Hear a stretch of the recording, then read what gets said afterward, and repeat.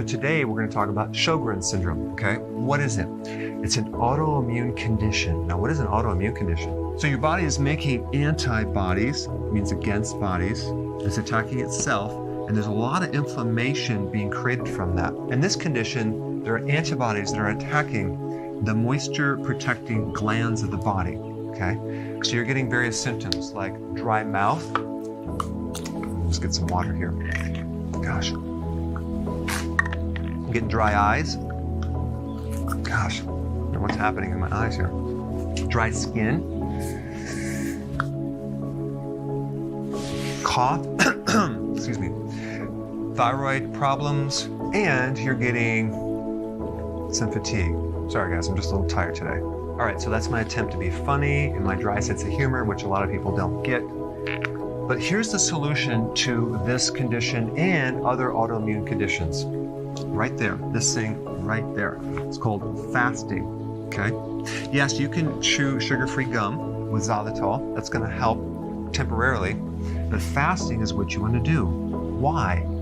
Because fasting fixes the inflammation. And if we get rid of the inflammation, we can get rid of the symptoms. So what does it matter if you have this label of this condition? If you don't have the inflammation, you don't have the symptoms, okay? Fasting is extremely healing in the body. It can improve motor control.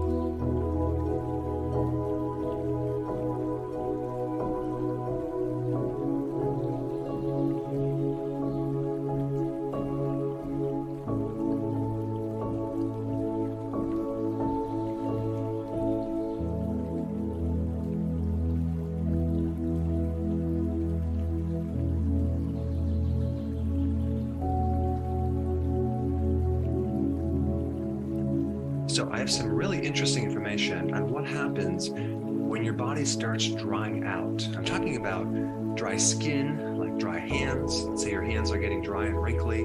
Or let's say, for example, you have a dry mouth or dry eyes. What is behind this dryness? Okay, there's multiple causes. Let's start with your skin. So if people have dry skin, they usually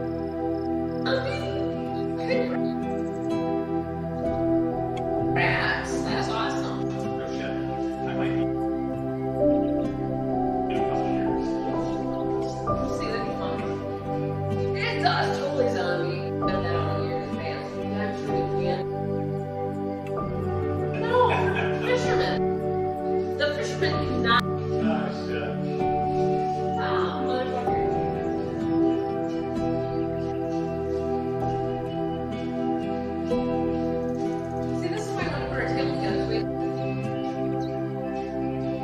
Ah, good for her.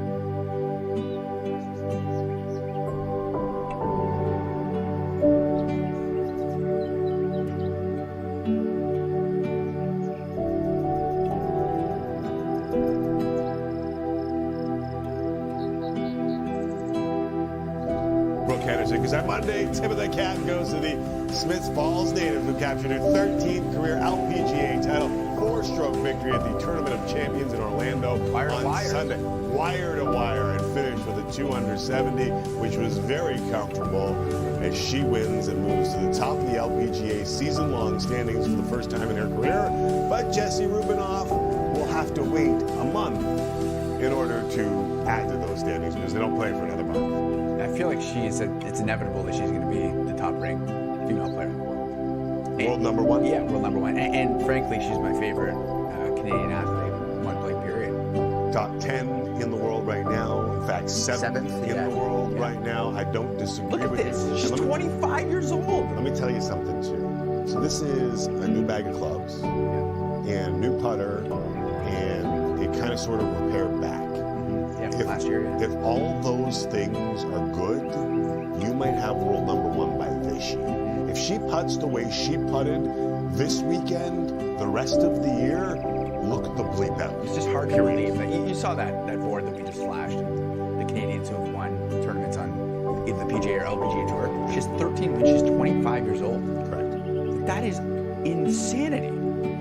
Doesn't get enough respect. But I guess we're partly to blame for that if we're only talking about her game time. But you know what I mean. What the hell? I started the show with it. It was in place. I'm piggybacking off the tweets. I don't want you to piggyback off the tweets. I want you to watch the show. I'm sitting here. right there. I'm sitting here. And Had her on the show numerous times. What more do you want me to do? No, We're part of the problem. Whip it out. Jesus, bring it. Oh! That one was Game day hard. starts with Tim Missed that At one. least we hope it does. Here's what's on tap tonight. Hockey Central coming up in minutes as a part of Rogers Monday Night Hockey. Leafs hosting the Islanders across the country while Johnny Gaudreau returns to Calgary later on Sportsnet almost West, had it, too. Sportsnet 1 nationally, and Monday night is always Raw. And it's on Sportsnet 360. Can you tell I was pissed tweets. off about that? You brought up the tweets. I didn't agree with them. Well, you don't think she's underrated? I was playing up the point. I'm not listening. She's underrated. We're not like any other show. I've tried to say this 1,000 times on the show. We're not the loud, yelling, screaming show, even though I'm doing it right now. yeah. We're understated, and we say it all the time. We don't have to yell and scream her name from the rooftops. We've had her on the show numerous times. That is true. We've talked about her numerous times because everything that you just said is facts. She is underrated, not here. That's what I get. That's what I take umbrage with, Jessie Rubinoff. Not here. Not on my watch that I'm not wearing. You know that. Okay, let's go to game time. Von Brook. Let's focus in on the games they'll be watching tonight. And it begins with the Flames hosting Johnny Hockey and the Columbus Blue Jackets. Calgary coming off a 6-3 victory over the Lightning Saturday on Hockey Day in Canada. With the win, Daryl Sutter passed Badger Bob Johnson for the most coaching wins in Flames history with 194. And afterwards, he was asked what the record means to him. I'd like to win Game 7 in 2000 in the playoffs. Whatever year that was, it's a game against Tampa. I'd like to win that one. It's not hard to pass somebody.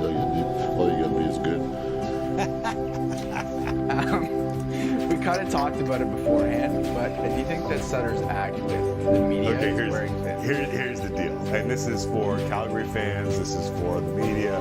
This is for everyone. For Jacob Pelletier. If they win, no one will care. If they don't win, then it will become thin because that's what happens in this business.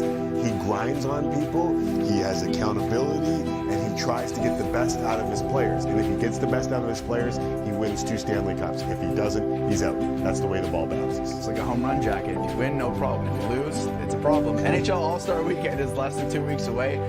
Friday, the final 12 players selected through fan voting were announced. Austin Matthews will join Mitch Marner on the Atlantic Division team, but Leafs leading scorer William Nylander will not be going to Sunrise, Florida, as Nylander deserve to be there. Under the current format, probably not, but that format needs to change. We need to figure out a way to do this properly because there are too many people who aren't going that should be going. And listen, I get it. You want every team to be represented. You want the participation medal. It doesn't work here. You can't have it both ways. You either have the people who deserve to be there or you have one from every team. I don't need the participation medals.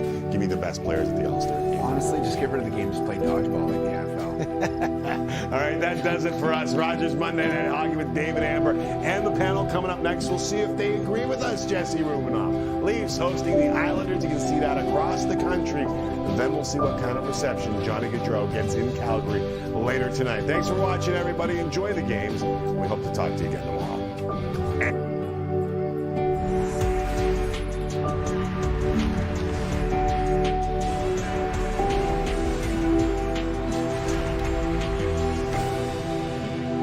Rogers Monday Night Hockey has us in Toronto for a showdown between the Islanders and Maple Leafs, and New York struggling right now. 4 straight losses, currently on the outside of the playoff picture in the East. As for the Leafs, well, they're beginning a 5-game homestand with one of the best home records in the league, but they are smarting after Saturday's OT loss against their rivals from Montreal. With that, happy Monday. Welcome into our Sportsnet studios. Great to have you along. Great way to start your week right here with Monday Night Hockey. Keith Handel, Hanson Carter, and she's back. She missed last week. She was busy. Owen Sound. What did you say? You sang it so good. Owen Sound Hockey Day in Canada. This was one of the highlights. The Guelph Griffins getting run out of town. Your former They weren't team. run out of town. Didn't beat them. They got some money too. I was going to say, give it. You coughed up some cash here, didn't you? I put $1,000 on the line, and then Bobby Ryan added 1,000, and then Dr. Bob Severs added 1,000, and then Dr. Bob Severs, who owns the Owen Sound Attack, came back and said we can't have a loser, and gave another $1,000 for the losing team, which was the University of Guelph. Well, you know who what are that trying means to build a then. new. We were talking about Oh, my goodness. We know that you're Get me on that side of the Griffin, side. they lost all that money. Yance and I both decided we're going to each donate $1,000 to the Guelph Griffins. You are you We serious? got you. We got you, Cass. Holy smokes, you guys. It's Canadian, though. It's Canadian, I know. So that's like what, 500? No, you guys. I love you guys. Honest to God. We got Are you serious? Okay. That's serious. Big Wow. I didn't Thank know you. about this. Thank I know, we didn't know I got the $10 coming your way. I know. Pay scale. I didn't play pro. We didn't tell Jay. We didn't want him to leak it to Jeff and I.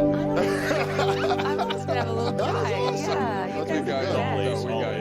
Jeez, that was my life savings, $1,000, right? You guys just pop it out. One show, no big deal. All right, well, this is going to be a money show, It's good. apparently. Oh. We have the Battle of the Oh. Ilias is coming up. It's Sorokin versus Samsonov. Those are your starting goalies tonight. In fact, for Samsonov, guys, it's a 3rd straight start. We got to clean up all this money. You know, and it's an interesting matchup for the Leafs because Samsonov's trying to maybe sort of solidify himself right now as the #1 guy on a team that's looking a lot like last year's team. The comparisons are pretty close here, Cassie. What do you make of this? How different is this year's version of the Maple Leafs compared to last year's? Well, to me, it's about little things and lessons. So the 2 L's, if you will. And I know, Anson, you're going to talk about the defensive side of their game. But, you know, for me, you look at stars, blocking shots, little things that make a big difference. This stuff is contagious throughout the rest of the lineup. If it's not Marner, it's going to be Matthews. We're going to show these examples here. Getting in the lanes, find a way to sacrifice their bodies. And to me, you know, it's not like they've never done this in the past, but I think they're doing it consistently this year. And this is the one on Saturday night in a losing cause, albeit, but Marner blocks a shot. It ends up leading to the Yarncrow goal. It's a simple play that leads to big things. Now, here's a lesson. Okay, how epic was that Boston-Toronto game? What, about 9 games ago or whatever it was? And so it's late in the game. It's a 3-3 tie. You got Matthews' line going up against Bergeron's line. Here's the killer instinct of the Bergeron line. They get it into the offensive zone. They create all kinds of havoc. Toronto can't get the puck out. There's several opportunities. We'll see Bunting have one. Matthews has one. Now, the lineups change. Tavares' line is going to end up coming on. And the second line for Boston, Krejci's end up going to come on. But they've had the offensive zone time this entire, last minute right up until the clock. And then you got the Grizzly goal. And to me, that was just a little lesson in a game where you're going head-to-head with the big lines in a key moment that Matthews and his line mates still have to learn. I'm not nitpicking and blaming them because they had a good game. It was an excellent hockey game. But it's just a little lesson that you hope down the stretch they'll learn and they'll do a better job next time they get the opportunity. Yeah, and I think the last, if you look at the Leafs the last 2 or 3 years, even last year, they wanted to win games 6-5, 5-4, they wanted run and gun hockey, and I think they've done a little bit better of a job this year, knowing, and I think it's probably come from losing in the first round or whatever the case is. They need to learn how to win games 2-1, 3-2, and I think they're doing a lot better job of that this year. Their big guys, like you were saying, are bought in defensively. They're missing guys, so they're a group that their 5-on-5 defensive play, I think, is a lot better this year than it has been in the past, and it's only going to help them when playoffs start. 6th overall in the league in goals against, and really defensive depth has been a huge part of their success this year, Ace. It really has. A lot of their top blue liners going down due to injury, and there's a lot of questions. If the Leafs make a trade, what do they do? Look at Jake Muzzin missing 43 games. Jordy Ben. These are players that solidify and calm things down in defensive zone. Let's go back to 4 games into the regular season. They lose to Arizona 4-2, and Sheldon Keefe goes off in his team. He's setting the message and setting the tone early. He didn't wait until December. He waited until 4 games in the regular season to say, hey, team, you guys need to get your heads out of your rear ends. You have to play better hockey. And I got to give him full credit for this. Sheldon Keefe should be up there for the coach of the year. He's done a tremendous job with this hockey club, getting guys to buy in, because when your top defensemen, are not in the lineup, then it affects your forwards, it affects the way you play 5-on-5, affects your whole team mentality. And the Leafs aren't waiting until they get into a moment where oh, guys, we need to play better. Sheldon Keefe said, hey, listen here, fellas, we need to button down right now. It's permeated through the whole lineup. Defense by committee, 12 different defenders used so far by Sheldon Keefe. Impressive for the Maple Leafs. Meanwhile, up front, big night for John Tavares. It always is when he faces his former team. He wore the C, of course, in New York for a number of years. He's ringside with our ringside host, Sean McKenzie. Sean. John, earlier today at the morning skate, there was a bit of a special moment when you came off the ice and gave a puck to your son, Axe. And I'm curious, as your kids get older and start to maybe understand all of this more, how special do those moments become? That's what it's all about. So nice to share with them what I love to do and make them be a part of it. So obviously they mean the world to me. Samson out back between the pipes. We see kind of a quirky, fun-loving, smiling guy often in the media, and the fans see that. But behind closed doors, what do you guys see when it comes to his preparation and focus? Yeah, I think just extremely competitive, and I think the belief in himself is really, really strong. You can just see the competitive nature, the way he battles up pucks, second, third efforts, never counts himself out, and obviously always working on his game. Thanks for the time. Thank you. There's our ringside host, Sean McKenzie, with John Tavares. We saw a theme the last time these teams met. It's a theme we've seen all year, and it's let's rough up Austin Matthews. Teams taking runs at him. That was Wallstrom, of course, and Sandin came in to the captain, or to Matthews' defense. Of course, a couple of weeks after that, we saw Travis Konecny. Well, that takedown always scares me. Travis Konecny, he's always a pretty chippy player, a former teammate of yours, Keith. He was really giving it to 34, and then Bunting came in and Mark Giordano took him down. And then just last week, Nick Cousins, not one. Well, we only showed one, but it was 2. Matthews said, I'm taking this into my own hand. So it begs the question, because we know this is going to be the theme. Let's get under Austin Matthews' skin. Keith, are the Leafs as a team protecting their superstar the way you'd like to see?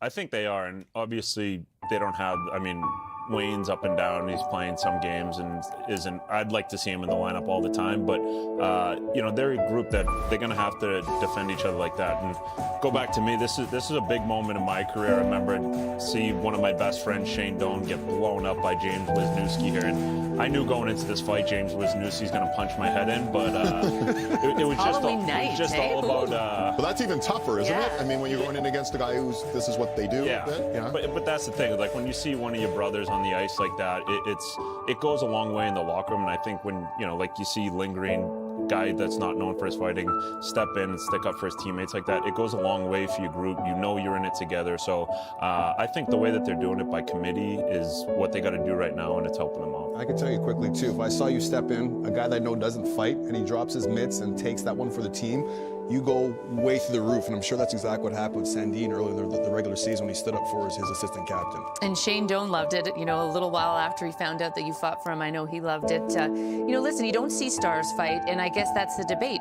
Does Austin Matthews have to drop his gloves once in a while here to sort of let people know that he means business? He uses his stick. We don't see it very often, but to me, two stars, one of the most epic ones I ever have seen is LeCavalier versus Ginla at the 2004 Stanley Cup playoffs. And, you know, Anson, you reminded us of one of Jumbo Joe versus Getzlaf. Listen, I don't think you want Austin Matthews fighting, especially a guy like Nick Cousins. I mean, that's not a fair trade-off who we saw in that pack. Plus, he's got the wrist injuries and some history there. But, you know, Rasmus Dahlin, you know, he got suspended for the cross-check to the head. I wouldn't have minded. That would have been a decent trade-off. You take the young defenseman. So I don't know if he has to fight maybe one time just to show that he means business as well and he can defend himself.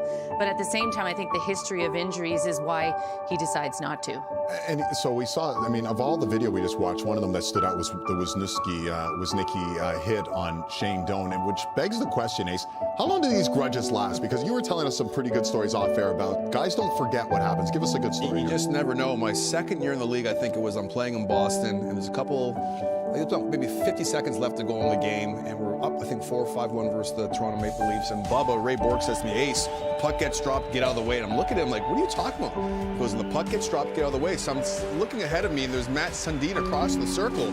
Well, the puck gets dropped, Bubba comes out of nowhere and cross-checks in the head, and it's a complete yard sale going on. I end up squaring off against a future teammate of mine, Jason Smith. We go toe-to-toe. It's complete chaos there in Boston. The fans are going crazy. And we go see there's Ty chirping and getting involved. Co-hosts trying to settle things down on the ice.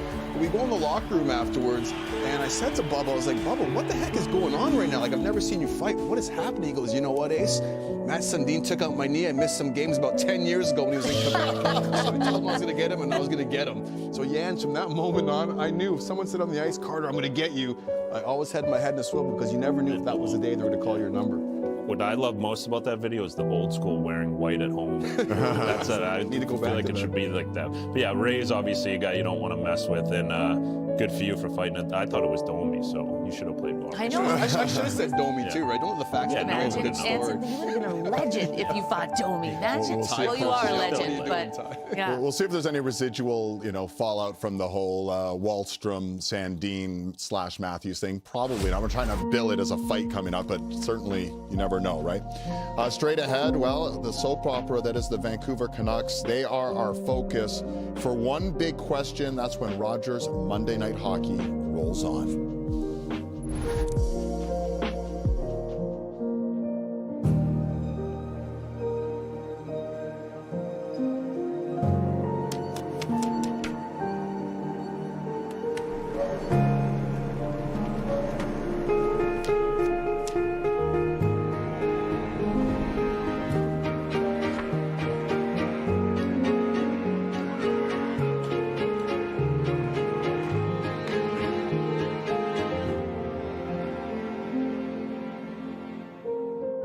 With inflation these days, it's nice to know my pizza rate won't change. We didn't even need a medical exam. People across Canada are locking in to Fixed Rate Pizza by Pizza Pizza. Fixed Rate Pizza helps me focus on my future. We could finally afford our dream pizza. The website walked me through every step. There were no steps. Get an extra large 4-topping pizza for a fixed price of $16.99. Lock in today at Pizza Pizza. When you stay at a Vrbo, you always get the whole home. Not part of it, but the whole upstairs, the whole downstairs, the whole fridge, and the whole secret nap room. Because is it really a vacation home if you have to share the house with the host?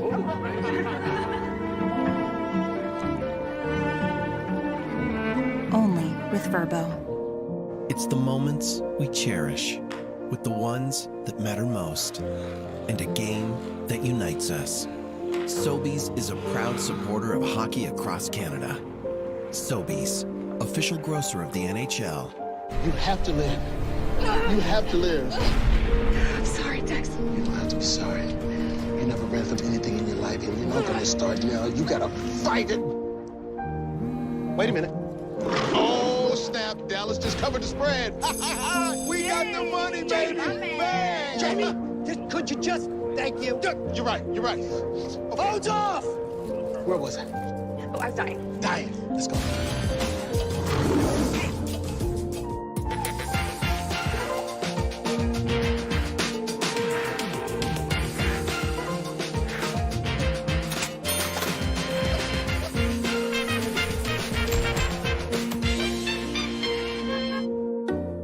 Soft Royale Velour bathroom tissue feels good to the touch. It's strong too, so it won't break apart easily. And it comes in large roll sizes, so you don't have to change the roll as often. And try new Velvety Soft Royale Velour 3-ply facial tissue. Canada's favorite pizza delivers again with new stuffed cheesy bread, only from Domino's. 3 delicious varieties, just $8.99 each when you mix and match with another pizza, side, or more cheesy bread. Domino's, pizza over everything. Commentators' clothing provided by Jack Victor. On Saturday, an emotional scene at Rogers Arena. Bruce Boudreau leaving to chants of Bruce. There it is in what was his final game as Vancouver's head coach. Quite a scene. And today, Rick Tocchet running his first practice as the Canucks head coach. Jim Rutherford yesterday had this to say about the messy transition. Now, part of this process, and I will apologize to Bruce for this, is probably in my interviews over the course of the season, when people ask me a question, I'm probably too direct and too honest. And so that goes back to my comment about team playing with structure, more structure, and things like that. I've done that my whole career. I've tried to be honest. I've tried to answer the best I can. And sometimes that affects certain people. And in this case, it probably did affect him. And I'm sorry I did that. And I've learned from it. So I've decided that I need to zip it. I'm not going to talk about the team. I'm going to let Patrick and Rick talk about the team and just stay away from those things. But unfortunately, it's turned out the way it did. Nobody takes great pride in this. I've known Bruce for a long time. He's been a friend, and I feel very bad about it. And if I've offended anybody in the process, I apologize personally on behalf of the Canucks. So President of Hockey Ops Jim Rutherford, showing some contriteness there. The fan base is incredibly upset in Vancouver. I want your take on this. Let's start with you, Ace. I don't know why Jim Rutherford's apologizing. I really don't. You think about this, the man that's won a Stanley Cup in Pittsburgh, 2 of them. He's won a couple Stanley Cup in Carolina. Now, the trade deadline's coming up. I want the same energy brought towards the trade deadline that we're seeing that happen to Bruce Boudreau. I remember when I was playing, there's so many different times when I would hear Carter's on this trade bait, the list or whatever it might be. And one of the big reasons why I decided not to have kids early in my career is because I didn't want my kids going to school like my teammates and hearing, hey, your dad's getting traded, what's going on? Your dad's this, your dad's that. These rumors happen when you play in the National Hockey League. That's what you're signing up for. And it's not like I'm totally against Bruce Boudreau, because I love Bruce Boudreau. He's a great guy, Jans. But when you sign that dotted line to be a coach or player in the NHL, you know exactly what's going on. So I don't think Jimmy has to apologize at all. This is what happens. This happens in the business. Elliot Friedman, Jeff Merrick, all these insiders, they're the best in the business. That's what they do. They get these scoops. And that's what keeps fans engaged with what's happening 24/7 in their game of hockey. Yeah, and I think, like you said, we know what we're signing up for. It's a cutthroat business as much as you don't want to look at it that way. It's one of those things. If you're a coach, you could get fired. If you're a player, like when you're a young player, first starting out, you're worried about getting sent down. Then when you stick around for a little bit, you're worried about getting traded. And then when you get older, you're like, oh, am I going to get bought out? Am I going to have to retire? So there's mental issues that you have to battle throughout your whole career. But Bruce has done it all. And, hopefully, I mean, by the looks of it, it looks like he might have coached his last game. But, he's a legend in the game. He's been around forever. So you wish him nothing but the best. But I agree with you. I don't think Rutherford needed to apologize for anything. Cass, and I want to hear a rebuttal from you guys. The problem is the process. Like, Elliot had reported this on 32 Thoughts 9 days, like, essentially before they changed coaches, and they dragged them through the mud a little bit. And I think that's what left people with a bad taste in their mouth. Well, I guess be careful what you wish for, whether it's us as the media or as fans. We want these players, we want this staff to be as honest as possible. Tell us the truth. So in November or December, whenever it was, where we talked about structure or lack thereof, that was the truth at that time. And the thing is, what I like about this, whether or not you like the process of the way Bruce Boudreau was fired, whatever, this is a business. But I like the fact that Jim Rutherford, as a human being, at least was accountable in this press conference, saying, you know what, now I'm not going to talk to the media because this is the way I've always done it. So now as fans and as media, we're not going to get his comments anymore. So I always say be careful what you wish for. But I did like the fact, as a human being who's Bruce Boudreau's friend, the way it went down, it looked a little off to me, the way it transitioned and it was prolonged out. But I like the fact that he was accountable, and to me, that's a sign of a good leader. So now, I mean, I see exactly what you're saying, and I appreciate the human aspect of it. But now, should managers say whenever a player's name is out there, oh, I'm going to apologize for that player for his name being out there? No, I mean, that's what happens in our sport. It happens, the business. And sometimes, though, it's agents. Agents, too. I mean, it's that's agents, what right? Stuff leaks. Managers leak to other managers what's happening. That's how the rumors get out there, unless you're Lou Lamoriello, where it's like airtight.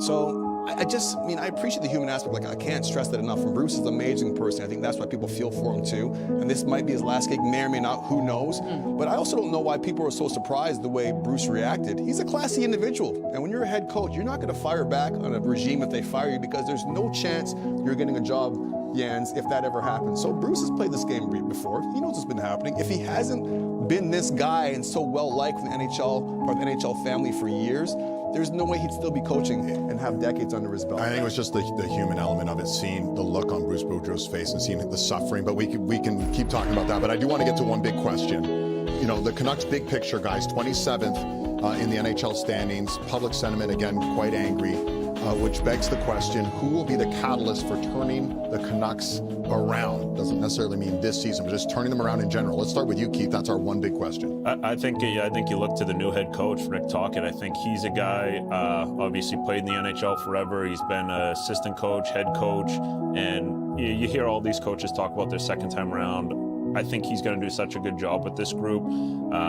Getting them together, finishing the year strong, to have momentum going into next year, whether it's, getting free agents or getting, younger guys involved. I think him coming in right now with some games left to get his structure and his imprint on the team, I think it's going to be huge for them. I'm going to say Rick Tocchet, too, just because the previous times he's coached the National Hockey League, it was a dumpster fire in Tampa Bay, a dumpster fire in Arizona. Now he's working under a regime that he knows, who's run Stanley Cups with him before. Look at Barry Trotz when he went to the New York Islanders. Like, you look at a guy like Rick Bowness, you look at all these coaches that have been in the National Hockey League that came back last year, the year before, whatever, and turned these teams around. Pete DeBoer, same exact team in Dallas that was there last year, one of the top teams in the NHL. Monty, same exact thing in Boston. So I believe the coach is the one that drives this thing.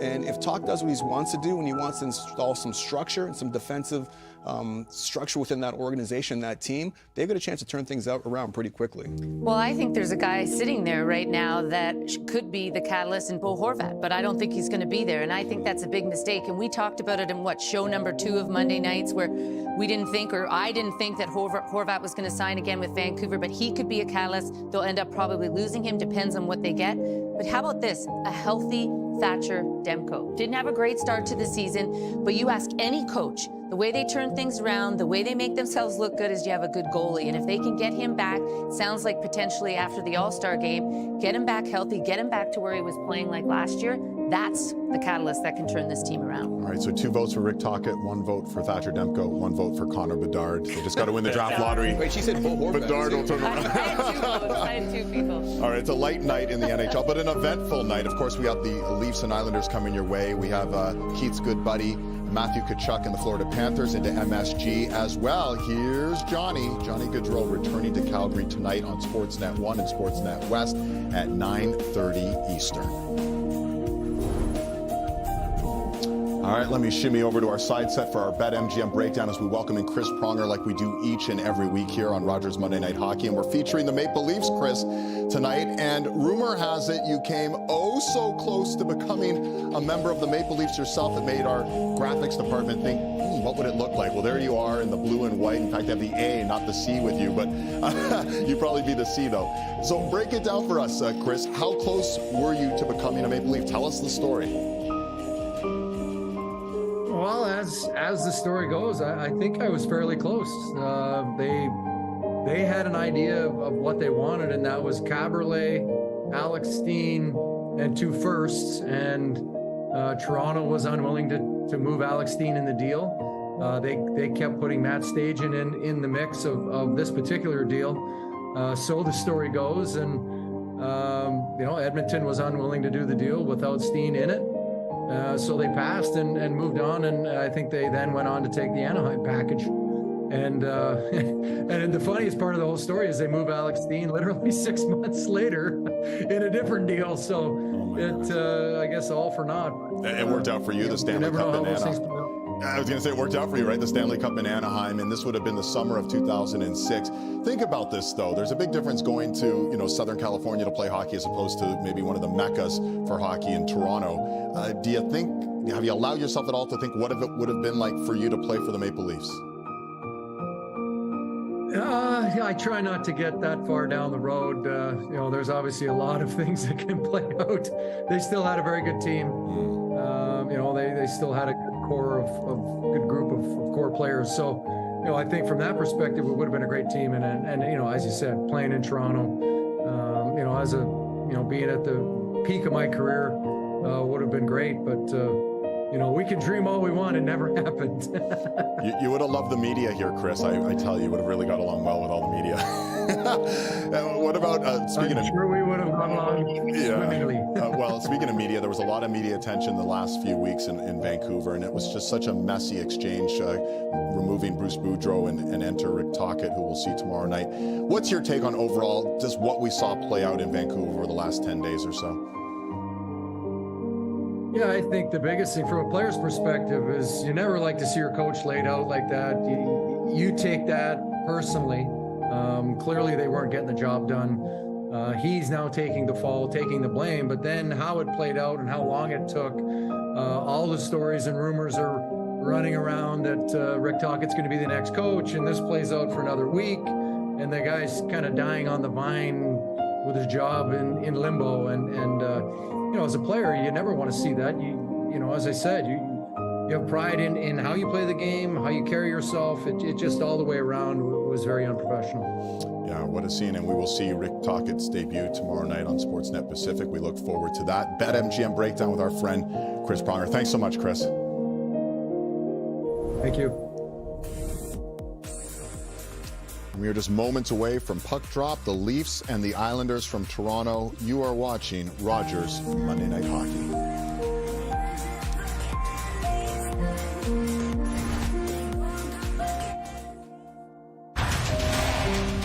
WWE Royal Rumble. Sign into Sportsnet now with your cable provider or subscribe on snnow.ca.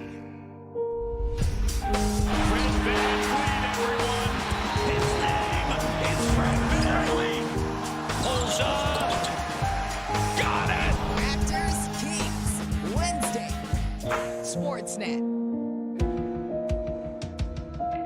Hey team, who are we gonna give a shout out to? Mr. Yantis, because he always makes sure the ice is perfect for us. Well, that's great. Let's do a celly for him. Yeah! Okay, do you guys know what a flying V is? Yeah. Our celly is gonna be awesome. Bill, you got a sec? Mr. Yantis, this one is for you.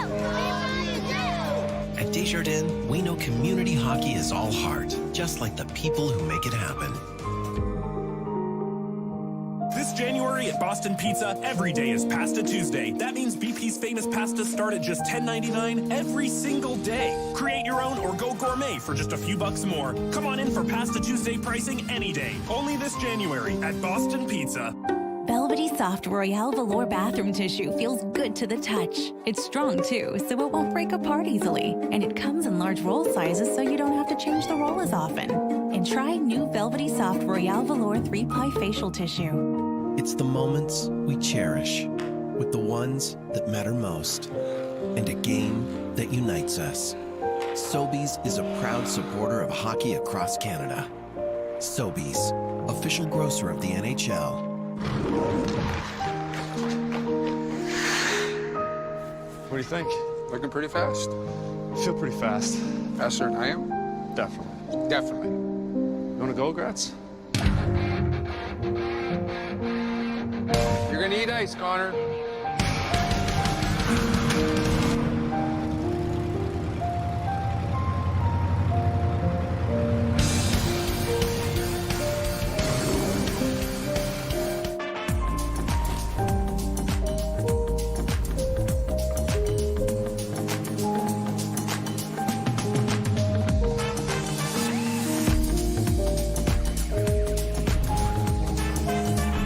Welcome to the Tools in the Trades Boot Camp, a free event open to newcomers to Canada, people looking to change careers, or anyone working in the skilled trades who have not registered as an apprentice. Prepare for your career in the skilled trades by doing a hands-on exercise in the trade of your choice. Participate in a career building panel, receive a free apprentice starter toolkit, and learn how to land your apprenticeship. And most importantly, gain key industry connections.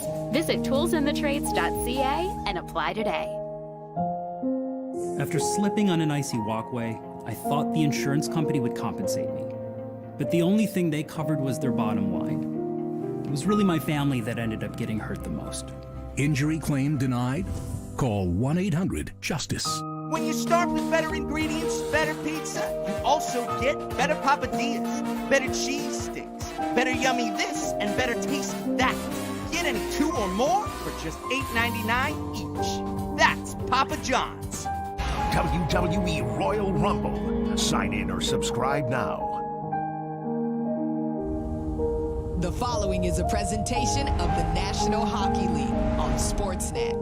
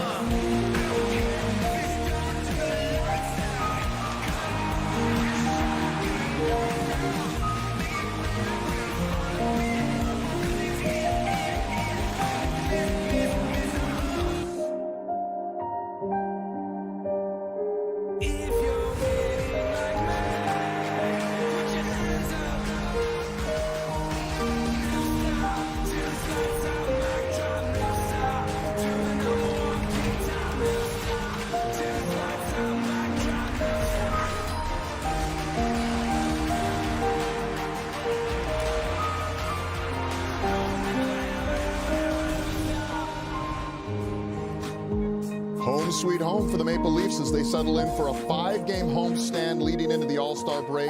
Toronto an impressive 17-3-4 at home this year.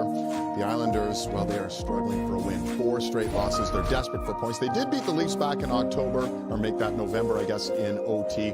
Great to have you along. Rogers Monday Night Hockey, Keith Yandel, Anson Carter, Cassie Campbell-Pascal. I'm David Amber. Thanks for starting your week right here. We're getting set for the Leafs and the Islanders, the Battle of the Ilias in net. What are you looking forward to tonight? Power play.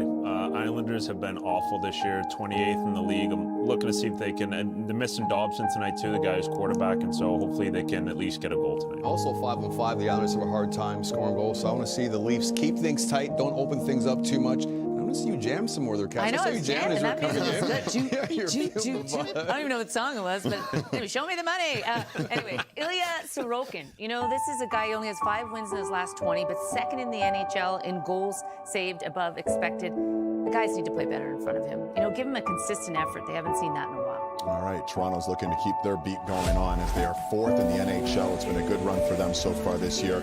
First period is next. Chris Cuthbert, Craig Simpson, Sean McKenzie will headline our coverage from Scotiabank Arena. We'll see you after 20 on Rogers Monday Night Hockey.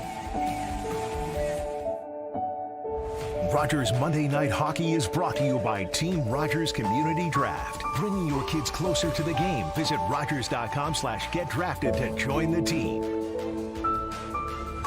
And by Desjardins Financial Group. All heart for community hockey and the people who make it happen. And by Pepsi Zero Sugar, celebrating hockey watchers from coast to coast. Pepsi Zero Sugar is made for hockey watching. Hockey fans show up. And every day, Enterprise helps them do what they do best. They show up, not just for games, but for early morning practice and out-of-town tournaments. They show up for their teams, for each other, and for their communities. And at every level, from Pee-wee to the pros, Enterprise shows up for them. Proud to connect hockey fans to the game we all love.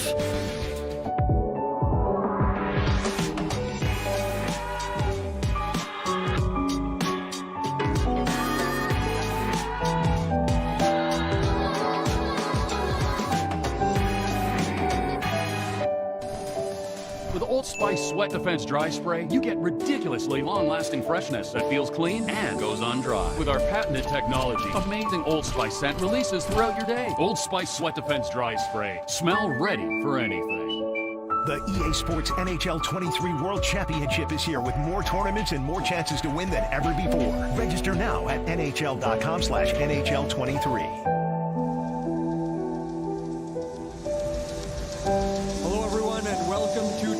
We get you set for tonight's matchup between the Islanders and the Maple Leafs. Hello, everyone, and welcome inside Scotiabank Arena, where tonight, after months of an even split between Matt Murray and Ilya Samsonov, it looks like Sheldon Keefe is going to ride the hot hand. Samsonov making his 3rd straight start. Earlier today, after the morning skate, Keefe was asked what went into the decision to go back to Samsonov tonight.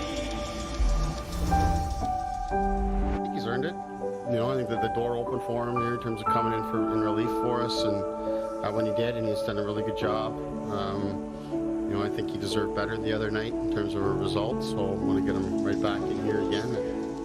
A decision that makes a lot of sense considering these numbers. Ilya Samsonov has been sensational at Scotiabank Arena. He is 12-0-1. He has the best home winning percentage in the NHL, the best goals against. Scotiabank Arena has been friendly to Ilya Samsonov. Tonight he goes up against an Islanders team that, well, things haven't been so friendly as of late. In the last 9 games, they are 1-5-3, just 15 goals for.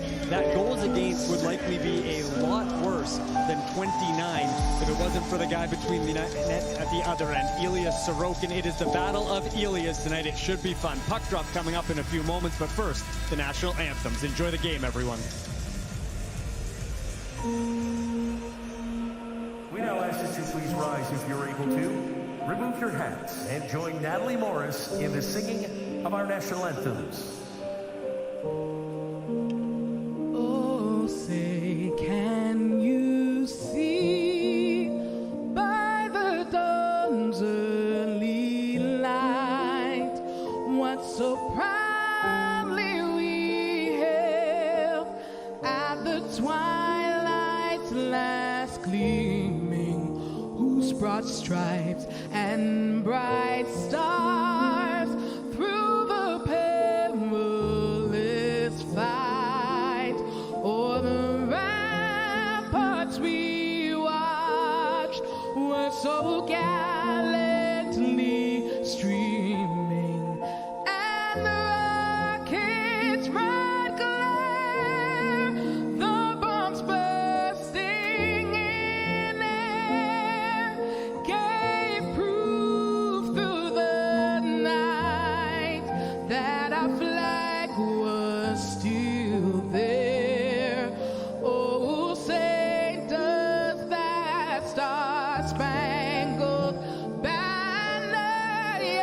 its wave o'er the land of the free and the home of the brave.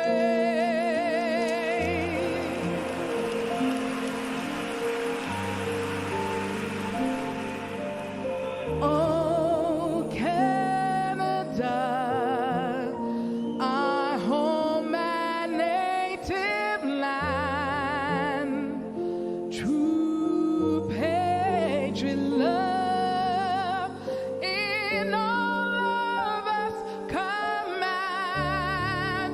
With glowing hearts we see thee rise, the true north, strong and free.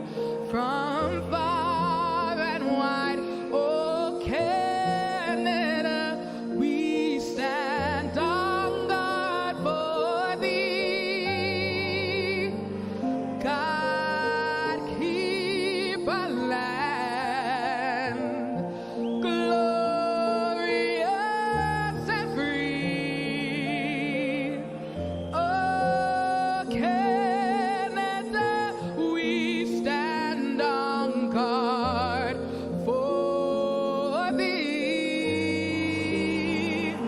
Oh, Canada, we stand on guard for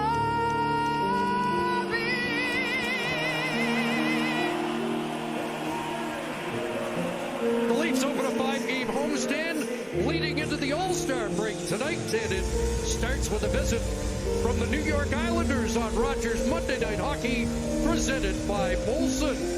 And tonight's starting goaltenders brought to you by Cobb's Bread. Celebrate fresh.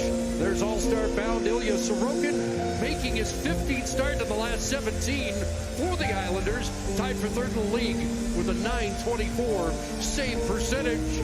At the other end, the other Ilya Samsonov gets his 4th consecutive appearance for Toronto, third in the league in goals against average at .222. John Tavares usually in the spotlight when these two teams meet.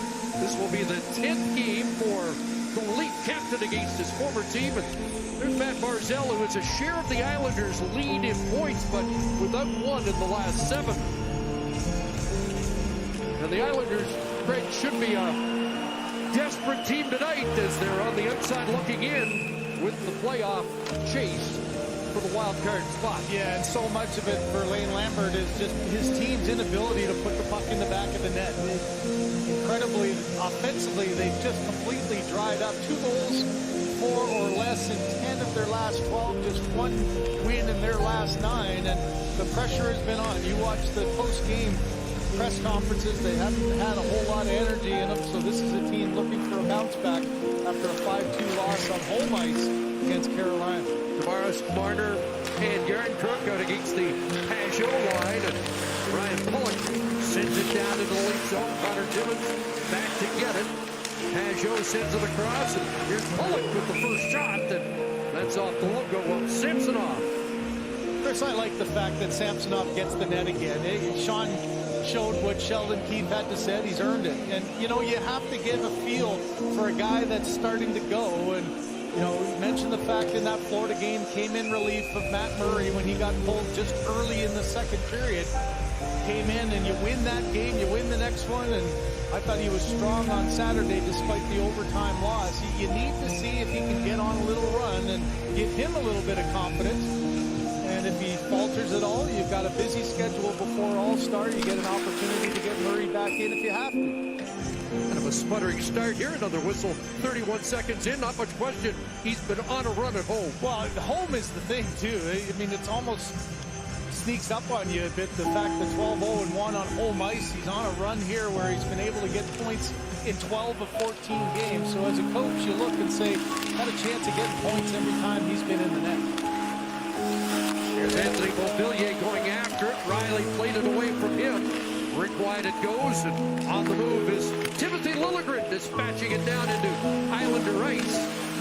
PC Cizikas moving up in the lineup to play with Matt Barzal and Beauvillier, who was the overtime hero back in November when the Islanders Islanders scored late to tie and then won in overtime. Oh, what a year it's been for Barzal. You know he's the type of player that loves to have the puck. He controls it more than any other Islander, almost any other player in the league other than Connor McDavid. But, you know, to start his year, he had much maligned, didn't score in his first 18 games despite getting 19 assists. And missed one game with injury in Calgary. And Chris, since he's come back, as you said, the 7 games out of the point, he's a guy who really needs to be a catalyst offensively for the Islanders. Brock Nelson on the ice. He's also headed the All-Star game. A point shot deflects up, and it's a whistle fest here, a minute 14 in. Yeah, you can't get it going. Here's the numbers. I mean, quite incredible. And his greatest strength is his ability to use his legs to create open ice. He's got great control with his hands when he's on. But like any player, Chris, if your confidence is low, it just takes away from the best asset of his game, which is that puck control. And from the face-off, Palmieri shot deflecting up onto the netting. I used to hate this as a player. You just can't get your legs going. You know, you want to get out there and get some rhythm. The coaches want to get everybody involved. And far too many whistles already on this one. Good to see Palmieri back in the Islander lineup. Remember that collision with Morgan Riley. This just his second game in the last 28 since bumping into Riley. And of course, Morgan Riley missed an extended period of time as collateral damage on that collision as well. Yeah, for Riley it was the knee, and he missed his 15 games, and he's just getting himself back. And one game back, as you mentioned, for Palmieri, and another hit to the head kept him out. So a frustrating season for number 21. There's Pontus Holmberg back with the Leafs after 3 games with the Marlies. An illness that kept him out for 4 games, and they elected to send him down to get his skating legs again. And Holmberg's on it, along with Aston Reese, Bobby McMahon on this 4th line, but out comes the 4th line for the Islanders. And Connor Timmins up against Matt Martin, the 4 lead. Holmberg ahead, 4 lead through center. Timmins with a pass intended for McMahon, and offside is called. Well, Chris, let's go back to the last meeting, November 21st, and what ended up being an overtime loss for the Leafs. Here's the collision that neither player really was expecting. Riley didn't see him coming. Palmieri was just turning in, and you could see the reaction of both almost on the same timeline as they came back after missing 15 games. As they said, Palmieri got hit again and missed 13 more. The injury for Riley, Palmieri and concussion. There's the veteran Zach Parise. After the puck in the lead zone against Justin Hall. Josh Bailey to the line. Mayfield shot missed the target. And Marner looks up ice. Kelly Aircraft was breaking, but Marner curls back against the pressure of Parise. 20 straight games at home with a point for Mitch Marner. Here's Tavares. Trapping it off, and Marner goes to work. Over the line with Giordano, and the return pass cut off by Mayfield. He'll send that the length of the ice, and icing is called against the Islanders. You know, this is one of those games, the most highlighted guys on the ice are the linesmen. This is what, the 8th, 9th face-off already here, just over 3 minutes in. And so your challenge as a player is, okay, now you got to face off in the offensive zone, a little talk between the Matthews line. You got to find something to get a little traction in this game, get something going offensively. 7 whistles. Matthews on that draw. And Cizikas away with the puck. No Cal Clutterbuck. He is out of the Islander lineup. That's one of the reasons Cizikas has moved up instead of that familiar identity line the Islanders like to use. Liljegren up onto the right side. Nylander doesn't have any room. And here's a chance in front of the net. What a stop by Samsonov on the first glittering chance as he robs Casey Cizikas. And Cizikas' face says it all, doesn't he? Just staring back blankly at Samsonov. You know, one of his biggest strengths, Samsonov, is his mobility. In the net, he's able to read this play coming across. He's got a screen in front, but not only does he slide over quickly, but watch how he's able to keep the blocker up high enough. Cizikas did a pretty good job from in tight to try to deflect it up, but just an excellent read by the goaltender. there's the reason why Sheldon Keefe felt that Samsonov should be back in there. There's an early save to pay it off. Wow. Nelson waved. Anders Lee on that draw, but the Leafs able to prevail. In behind the net, Timmins will scoop it away. And it's chipped past Pollock, and up comes Alexander Kerfoot. And then lofts the handle, tries to center, but unable to find a target in front. And back the other way come the Islanders. Off the skate to Palmieri. Trying to curl in and back in. And another sharp stop by Samsonov. That's a tough read, too, for a goaltender. A twirling play, a bouncing puck. Good mobility there by Palmieri to just turn with the backhand. But an athletic pad save. The left leg got down, and Samsonov with another solid one. Mark Giordano out. He scored the first goal Saturday against Montreal. In the last 25 years, only 3 times has a Leaf defenseman scored in the first minute. The other 2, Morgan Riley. That shot is deflected out of play as the whistles continue. It's on, Ontario. Tap into nonstop sports action with BetMGM. Download the BetMGM app and feel the roar of the king of sportsbooks. So far, the battle of the Ilias in goal. One, Sorokin at the other end is yet to see a shot on goal. There's the third one, a solid save by Samsonov. McMahon sprawled, but unable to clear the zone. There's Simon Holmstrom on the ice. Islander first-round draft choice, who has a couple of goals this year. A spectacular goal on Saturday in a loss against Carolina. Holmstrom will send that down, and icing is waved. Thankfully. Let's play a bit, guys. Yeah, exactly. And it's worked out to center. Here's Aston Reese along with Holmberg over the line as he's on his backhand. Takes a bump as he played it behind the net. And Mayfield will loft that back out to center. Well, the Islanders never mind slowing it down, though. Yeah, you think about their game and where they've had success is defense clogging you up and slowing the game. But this has been a much slower start than even expected. Here's Tavares playing in game 997. It will be a big week for him. And on schedule for 1,000 at home against Washington on Sunday. Pass for Riley doesn't click, but Carter. Now Tavares in front. And Gary Crow back door unable to redirect that. Islanders regroup, but out comes the shifty Barzal over the line. Past Marner. Puts on the brakes. Beats the point. There's Pellick playing it in front. And Cizikas rolled that wide.